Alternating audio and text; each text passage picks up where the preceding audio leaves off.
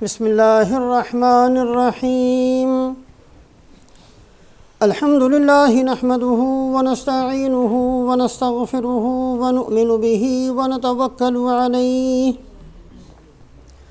ونعوذ باللہ من شرور انفسنا ومن سیئات اعمالنا من يهده الله فلا مضل له ومن يضلله فلن تجد له وليا مرشدا أما بعد فقال الله تبارك وتعالى أعوذ بالله من الشيطان الرجيم بسم الله الرحمن الرحيم وإذا سألك عبادي عني فإني قريب أجيب دعوة الداع إذا دعاني فليستجيبوا لي وليؤمنوا بي لعلهم يرشدون وعن أبي هريرة رضي الله تعالى عنه قال قال رسول الله صلى الله عليه وسلم إذا كان أول ليلة من شهر رمضان صفدت الشياطين ومردت الجن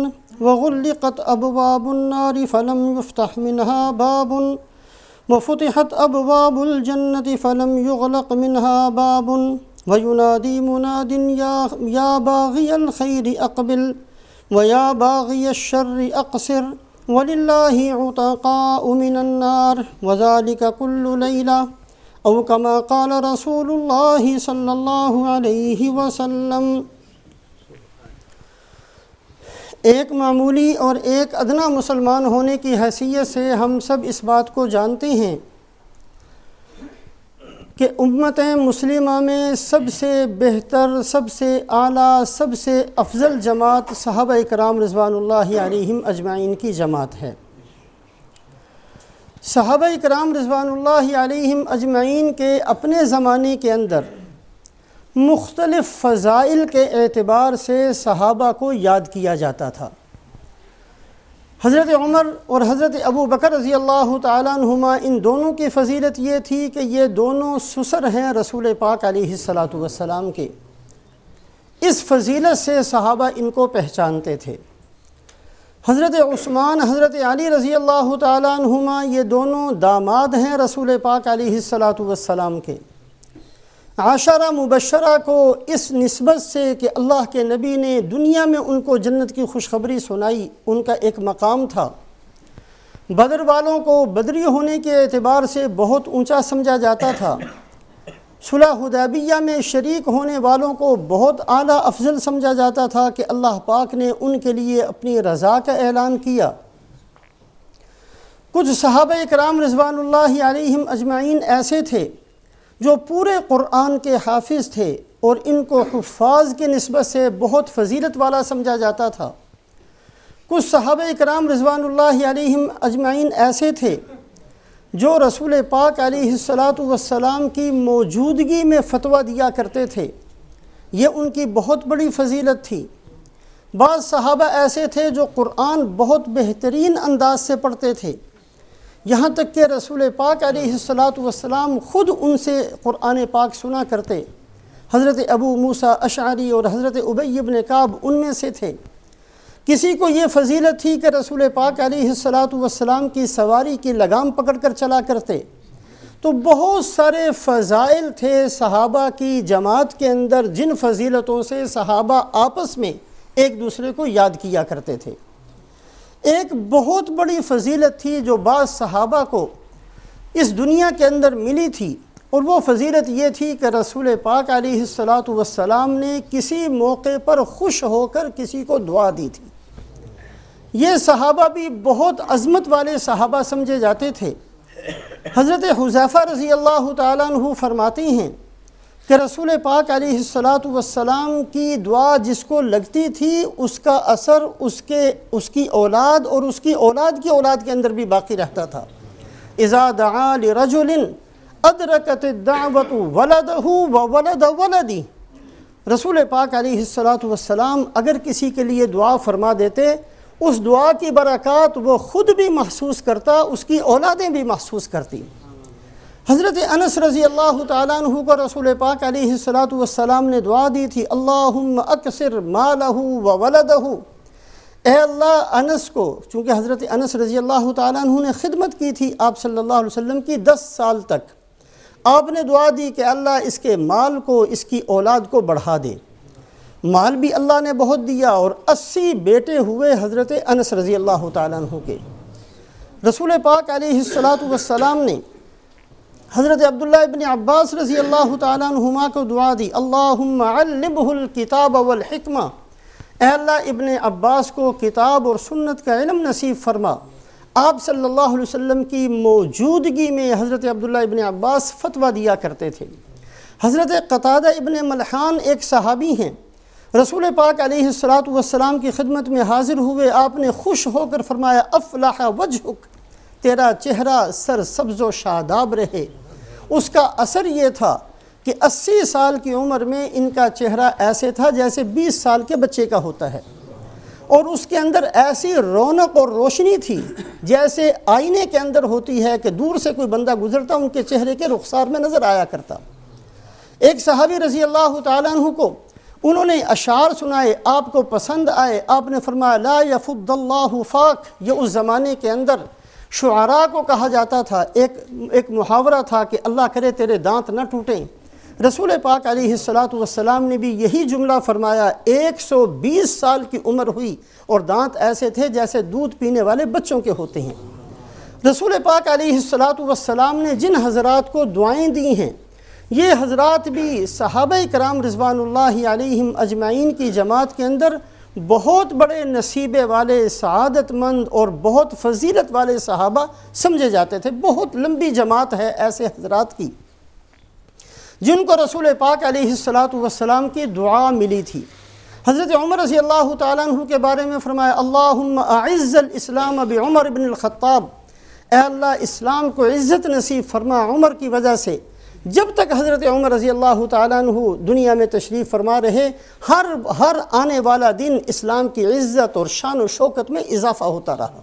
رسول پاک علیہ السلام کی دعائیں بہت اعلیٰ درجے کی، بہت اونچے درجے کی تھی، اور وہ صحابہ بہت اعلیٰ اور اونچے درجے کے سمجھے جاتے تھے جن کو رسول پاک علیہ السلام کی دعا مل جایا کرتی تھی۔ آپ صلی اللہ علیہ وسلم کی دعائیں 2 قسم کی تھیں۔ ایک تو آپ صلی اللہ علیہ وسلم نام لے کر کسی خاص بندے کے لیے کوئی دعا فرما دیا کرتے، یہ اس کی سعادت مندی تھی، اور کبھی رسول پاک علیہ السلام کسی عمل کے بارے میں فرمایا کرتے کہ جو بندہ بھی اس عمل کو کرے گا اس کے لیے یہ دعا ہے، اور یہ دعا پھر قیامت تک اس بندے کو ملتی رہے گی جو آدمی اس عمل کو اختیار کرے گا۔ مثال کے طور پر رسول پاک علیہ السلام نے ایک موقع پر فرمایا نضر اللہ امرأ سمع مقالتی فوعاها واداها کما سمع، اللہ پاک اس آدمی کو سرسبز و شاداب رکھے، اس آدمی کو خوش رکھے جو میری کسی بات کو سنتا ہے پھر اس کو یاد کرتا ہے، اس میں کمی زیادتی نہیں کرتا، پھر وہ یاد کر کے اسی طریقے سے اس بات کو دوسروں تک پہنچا دیتا ہے۔ اللہ پاک اس بندے کو سرسبز و شاداب رکھے۔ یہ وہ دعا تھی رسول پاک علیہ السلام کی جو اللہ پاک نے محدثین کو نصیب فرمائی ہے، اور جنہوں نے بھی حدیث کی اشاعت کا کام کیا ہے اس امت کے اندر اللہ پاک نے ان کو سرسبز و شاداب رکھا ہے۔ اللہ پاک نے ان کی عظمت اور محبت امت کے دلوں میں پیدا فرمائی ہے۔ تو رسول پاک علیہ السلام کی دعا بعض دفعہ افراد کا نام لے کر ہوتی تھی، اور بعض دفعہ رسول پاک علیہ السلام کی دعا کسی کام کو ارشاد فرما کر اس کام کے کرنے والے کے لیے ہوتی تھی۔ اس کے بالکل برعکس رسول پاک علیہ السلام نے بعض دفعہ بد دعا بھی دی ہے۔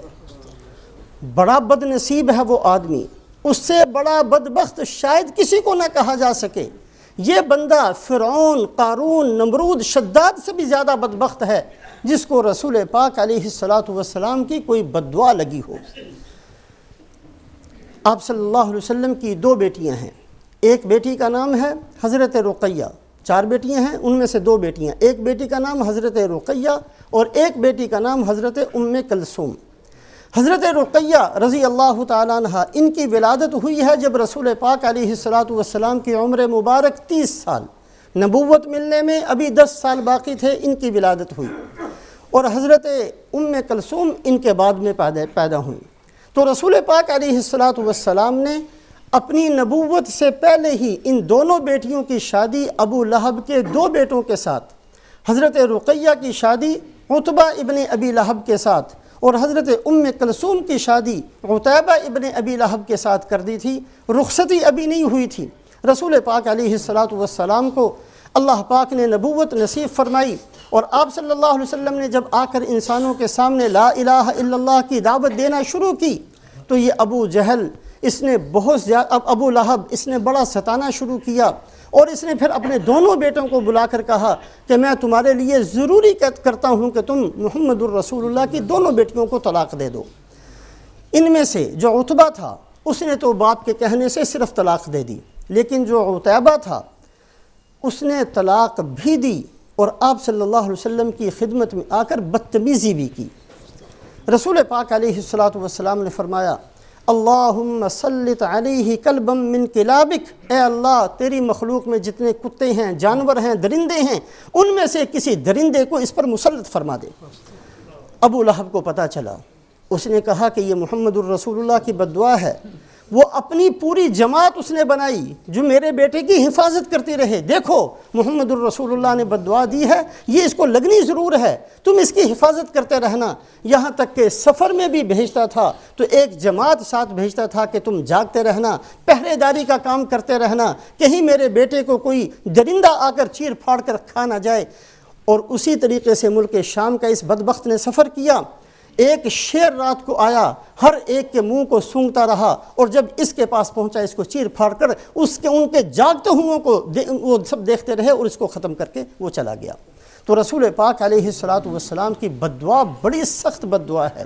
بہت سارے واقعات ہیں جن کو رسول پاک علیہ السلام کی بد دعا لگی ہے، اس کی تفصیل کا وقت نہیں ہے، لیکن دوسری بد دعا کی قسم کہ آپ صلی اللہ علیہ وسلم نے نام لیے بغیر کچھ گناہ ایسے ارشاد فرمائے جن کے بارے میں فرمایا کہ جو یہ گناہ کرے گا اللہ کی اس پر لعنت ہو، لعنت کے الفاظ فرمائے ہیں۔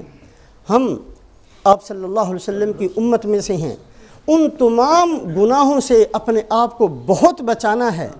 ویسے تو ہر گناہ سے بچانا ہے، لیکن جن گناہوں پر رسول پاک علیہ السلام نے لعنت کے الفاظ فرمائے بڑے شدید قسم کے گناہ ہیں۔ آپ صلی اللہ علیہ وسلم نے فرمایا لعن اللہ من لعن والدہ، اللہ کی اس پر لعنت ہو جو اپنے ماں باپ کو لعنت بھیجتا ہو۔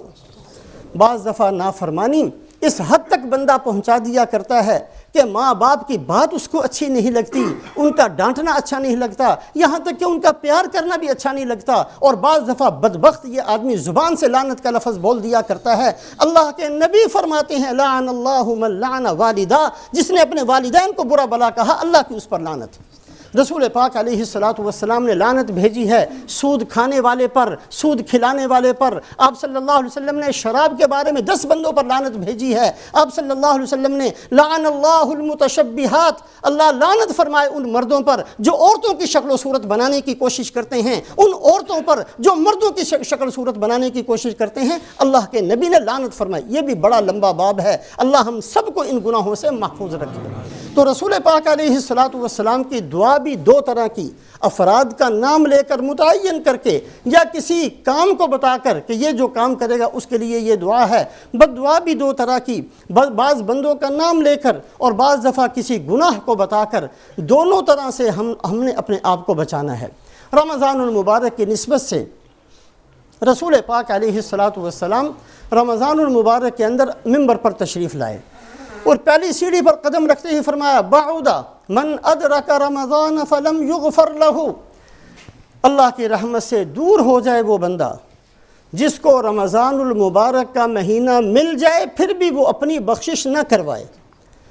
رمضان المبارک جیسا برکت والا مہینہ گزر گیا، اس بندے کے گناہ نہیں چھوٹے، اس بندے کے آنکھ میں سے آنسو نہیں نکلا، یہ اللہ کی طرف متوجہ نہیں ہوا، اس نے اپنی قبر کو نہیں سوچا، اس نے اپنی آخرت کے بارے میں غور نہیں کیا، اس نے اپنی جنت کے بارے میں نہیں سوچا، اس کے سامنے جہنم کی مصیبتیں نہیں آئیں۔ رمضان المبارک کا مہینہ آیا جس کے اندر اللہ پاک رحمت کو اور اللہ پاک برکتوں کو اور اللہ پاک مغفرت کو اور آگ سے آزادی کو عام کر دیتے ہیں۔ یہ بد نصیب رمضان المبارک کے اندر بھی محروم رہا۔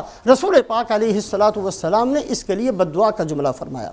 حضرت جبرائیل علیہ السلام نے آمین کہا، اللہ کی رحمت سے دور ہو، وہ آدمی جس کے سامنے رمضان المبارک کا مہینہ آیا پھر اس کی بخشش نہ ہوئی۔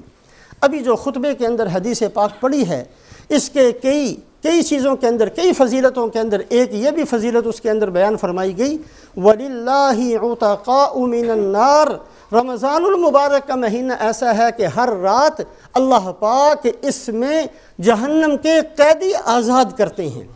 اور ایک حدیث پاک کے اندر فرمایا کہ ہر روز افطار کے وقت میں اللہ پاک 10 لاکھ بندوں کی بخشش فرماتے ہیں، 10 لاکھ بندوں کی۔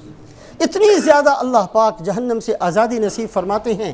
اگر رمضان المبارک 29 دن کا ہو اور اس کے اندر 4 جمعے آ جائیں، ہر افطاری کے وقت 10 لاکھ بندوں کی بخشش، اور جو جمعے کا دن ہوتا ہے اس میں ہر گھنٹے میں 10 لاکھ بندوں کی بخشش۔ اگر کبھی رمضان المبارک 29 دن کا ہو اور اس کے اندر 4 جمعے ہوں تو حساب کیا جائے تو 125 ملین 12 کروڑ 50 لاکھ بندے بنتے ہیں جن کی بخشش رمضان المبارک کے اندر اللہ فرماتے ہیں، جن کو جہنم سے آزاد کر دیتے ہیں۔ اور اگر 5 جمعے آ جائیں اور 30 روزے ہو جائیں تو اللہ پاک 15 کروڑ 150 ملین بندے جہنم سے بخش دیے جاتے ہیں۔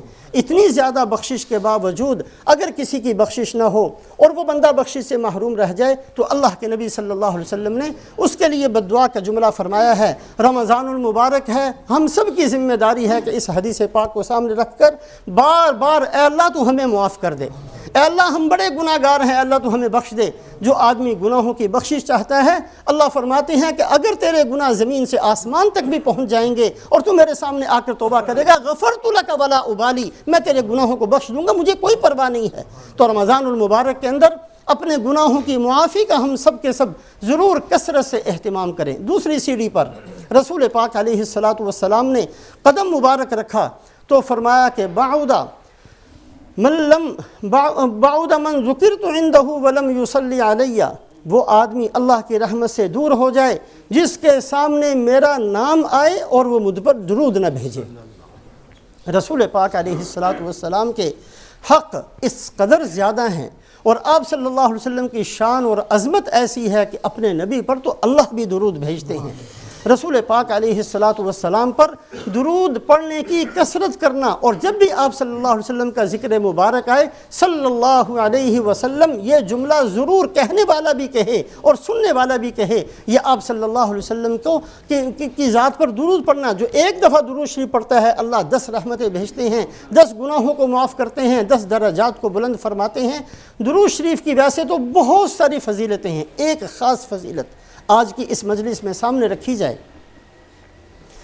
رسول پاک علیہ السلام نے ایک دفعہ صحابہ سے سوال کیا کہ بتاؤ تم شہید کس کو کہتے ہو؟ صحابہ نے کہا یا رسول اللہ، شہید وہ ہے جو میدان جنگ میں چلا جائے اور اپنی جان کی پرواہ نہ کرے اور دین کی سربلندی کے لیے اپنے خون کو اللہ کے راستے میں بہا دے، وہ شہید ہے۔ فرمایا کہ اگر صرف اسی کو شہید سمجھو گے تو میری امت کے شہید تو بہت تھوڑے ہو جائیں گے۔ اور اس کے بعد آپ صلی اللہ علیہ وسلم نے اور بھی بہت سارے بندوں کو جن کو دنیا کے اندر تو شہادت نہیں کہی جائے گی لیکن آخرت کے اندر ان کو اللہ شہید کا درجہ دیں گے۔ دنیا کے اندر جو شہادت نہیں کہی جائے گی وہ اس لیے کہ شہید جو میدان جنگ کے اندر کسی کافر کے ہاتھ سے مارا جائے اور دین کی سربلندی کے لیے مارا جائے، اس کا خون بہہ جائے، اس کے لیے حکم یہ ہے کہ اس کو غسل نہیں دیا جاتا، اس کو کفن نہیں پہنایا جائے گا، اس کو اسی خون آلود کپڑوں کے ساتھ اور بغیر غسل کے اس کو دفن کیا جاتا ہے، اس لیے کہ جب وہ قیامت والے دن اٹھے گا تو اس کے زخم سے خون بہہ رہا ہوگا، لونہ لون دم وریحہ ریح مسک، اس کا خون کا رنگ ہوگا لیکن اس کے اندر سے خوشبو مشک و زعفران جیسی آ رہی ہوگی۔ تو اس کے لیے حکم یہ ہے جو شہید ہے، جو کافر کے ہاتھ سے مرتا ہے، میدان جنگ کے اندر جس کی جان جاتی ہے اور جس کا خون بہتا ہے، یہ اعلیٰ درجے کا شہید۔ اور اس کے بعد رسول پاک علیہ السلام نے جو مختلف چیزوں کو مختلف کام کرنے والوں کو شہید فرمایا کہ قیامت والے دن اللہ ان کو بھی شہداء کے ساتھ ملا دیں گے۔ حضرت علامہ شامی رحمۃ اللہ علیہ نے، اللہ پاک ان کو جزائے خیر عطا فرمائے، ان تمام احادیث کو اکٹھا کیا۔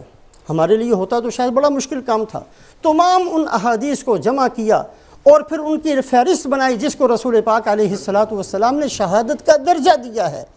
تو 42 ایسے بندے ہیں، 42 طرح کی ایسی خصوصیتیں اور صفات ہیں، جو بندہ ان میں سے کسی کے کرتے ہوئے مر جائے گا اللہ پاک اس کو بھی شہید کے برابر درجہ دیں گے۔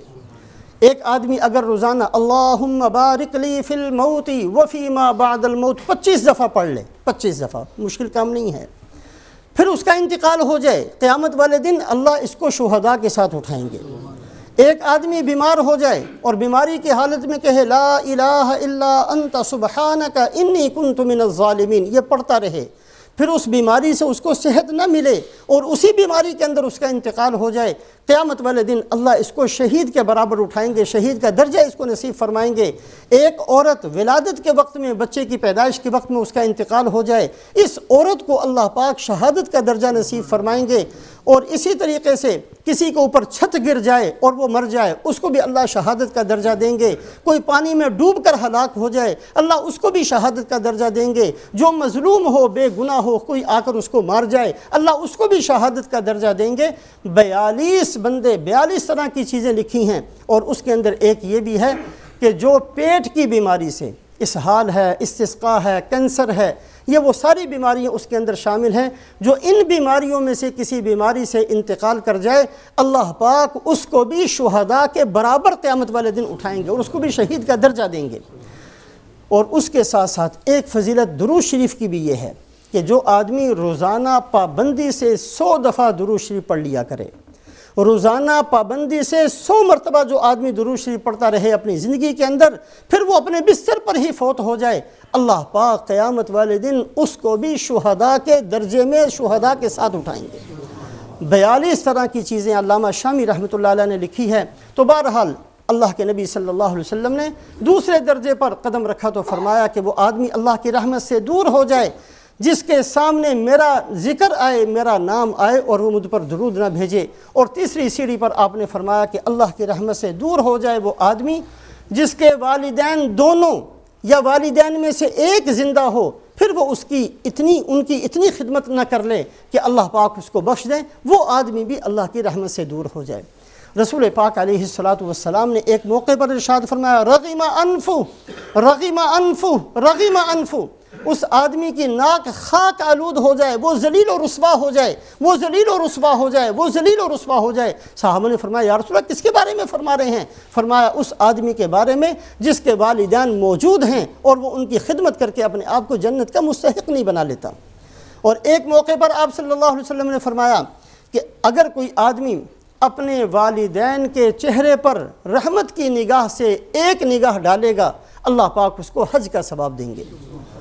ایک صحابی نے کہا یا رسول اللہ یہ تو بڑا آسان کام ہے، میں اگر 100 دفعہ روزانہ ایسی نظر ڈال لیا کروں۔ فرمایا کہ اللہ کے خزانے میں کوئی کمی نہیں ہے، 100 دفعہ ڈالو گے تو اللہ پاک 100 حجوں کا ثواب دیں گے۔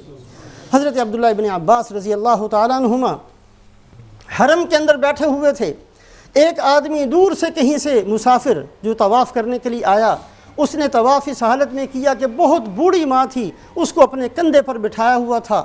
طواف کرتے ہوئے اس نے کہا انی لہا مطیۃ لا ازعر اذا الرکاب نفرت لا انفر، اشعار پڑتا ہے خوشی کے اندر کہ اے ماں میں تیرے لیے ایسی سواری ہوں کہ سواریاں تو پھر کبھی نہ کبھی اڑ جایا کرتی ہیں، میں تیری فرما بردار قسم کی سواری ہوں، جہاں چاہے مجھے لے کر تو جا سکتی ہے، میں تیرا خادم ہوں، میں تیری خدمت کرنے والا ہوں۔ ایسے وہ اشعار پڑھتے ہوئے طواف کرتا رہا، اور طواف کرنے کے بعد جب دیکھا کہ حضرت عبداللہ ابن عباس بیٹھے ہوئے ہیں، ان کے پاس گیا اور جا کر کہا کہ میں فلاں علاقے سے اپنی ماں کو ایسے اٹھا کر لے کر آیا، پھر میں نے اس کو طواف کروایا، میں اس کی رات دن خدمت کرتا ہوں، کیا جو میرے ذمہ حق تھا ماں باپ کا وہ میں نے ادا کر دیا؟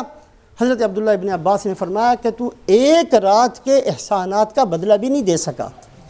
ماں باپ کی بہت بڑے حقوق ہیں، ماں باپ کی خدمت کرنا، ماں باپ دونوں موجود ہوں تو دونوں کی خدمت کرنا، اور ان دونوں میں سے ماں کا حق زیادہ ہے، اور اگر خدا نخواستہ کسی کے باپ انتقال کر جائیں اور صرف ماں رہ جائے تو پہلے سے زیادہ اس ماں کی خدمت کرنا، اس لیے کہ اب اس کا دل ٹوٹا ہوا ہے، اس ماں کی خدمت پہلے سے زیادہ کرنا یہ ذمہ داری ہے۔ رسول پاک علیہ الصلاۃ والسلام کی خدمت میں حضرت حلیمہ سعدیہ حنین کے اندر تشریف لائیں، آپ صلی اللہ علیہ وسلم نے جلدی سے اٹھ کر اپنی مبارک چادر بچھائی کہ اے میری ماں اس پر بیٹھ، حالانکہ وہ ماں نہیں تھی، صرف دودھ پلایا تھا۔ اور رسول پاک علیہ الصلاۃ والسلام حنین میں جب تشریف لے گئے 6000 قیدی ہوئے، 6000 بندے جو گرفتار ہوئے اور جو قیدی بن گئے مسلمانوں کے ہاتھوں میں، تو حضرت حلیمہ سعدیہ کے قبیلے کے زہیر جو ان کے دیور لگتے تھے حضرت حلیمہ سعدیہ کے، وہ آئے اور آ کر کہا یا رسول اللہ، میں رشتے میں دودھ کے رشتے سے میں آپ کا چچا لگتا ہوں، یہ جو لوگ گرفتار ہوئے ہیں ان میں کچھ آپ کی پھوپھیاں ہیں، کچھ آپ کے چچا ہیں، کچھ آپ کی خالائیں ہیں، کچھ آپ کے ماموں ہیں، وہ آج مسلمانوں کے ہاتھ میں گرفتار ہیں۔ رسول پاک علیہ الصلاۃ والسلام نے فرمایا جو میرے بنو عبد المطلب کے پاس ہیں وہ سب کے سب آزاد، اور ایسے کرو کہ ظہر کے بعد یہی بات کہنا۔ وہ ظہر کے بعد کھڑے ہو کر یہی جملہ کہا۔ آپ نے فرمایا میں اپنے خاندان کا حق سارے کا سارا واپس کرتا ہوں اور معاف کرتا ہوں اور سب کو آزاد کرتا ہوں۔ صحابہ نے کہا جس کو اللہ کے نبی اپنے قیدی بنا کر نہیں رکھ سکتے ہم بھی سب کو آزاد کرتے ہیں۔ رسول پاک علیہ الصلاۃ والسلام نے صرف اس نسبت سے کہ حضرت حلیمہ سعدیہ کا دودھ پیا ہے، اس قبیلے کے اندر جو قبیلہ بہت زیادہ لڑائی کرنے کے لیے آیا تھا، لیکن صرف اتنی سی نسبت پر کہ محمد الرسول اللہ صلی اللہ علیہ وسلم نے حضرت حلیمہ سعدیہ کا دودھ پیا تھا، اس کی اتنی لاج رکھی ہے کہ 6000 قیدیوں کو آزاد کر دیا گیا۔ رسول پاک علیہ الصلاۃ والسلام نے فرمایا اے میری امت، ملک مصر فتح ہوگا۔ آپ کے زمانے میں نہیں ہوا، صدیق اکبر رضی اللہ تعالیٰ عنہ کے زمانے میں فتح نہیں ہوا، حضرت عمر رضی اللہ تعالیٰ عنہ کے زمانے میں فتح ہوا۔ خبر رسول پاک علیہ الصلاۃ والسلام نے اپنے مبارک زمانے میں دی، اے میری امت ملک مصر فتح ہوگا۔ جب تم ملک مصر کو فتح کرنا، مصر والوں کے ساتھ نرمی کا معاملہ کرنا، اس لیے کہ تمہاری ماں حضرت ہاجرہ ملک مصر کی رہنے والی تھی۔ حضرت ہاجرہ کون؟ حضرت اسماعیل علیہ السلام کی والدہ۔ کتنی پشتیں ہیں، کتنی نسلیں ہیں درمیان کے اندر۔ حضرت ابراہیم علیہ السلام کے بیٹے حضرت اسماعیل علیہ السلام اور حضرت اسماعیل علیہ السلام کی اولاد میں کتنے عرصے کے بعد، کتنے 100 سالوں کے بعد محمد الرسول اللہ صلی اللہ علیہ وسلم آئے ہیں۔ حضرت ہاجرہ حضرت اسماعیل علیہ السلام کی والدہ ہیں، ملک مصر کی تھیں۔ اللہ کے نبی صلی اللہ علیہ وسلم نے ماں باپ کی اتنی دور کی نسبت کو بھی لاج رکھنا اس امت کو سکھایا ہے۔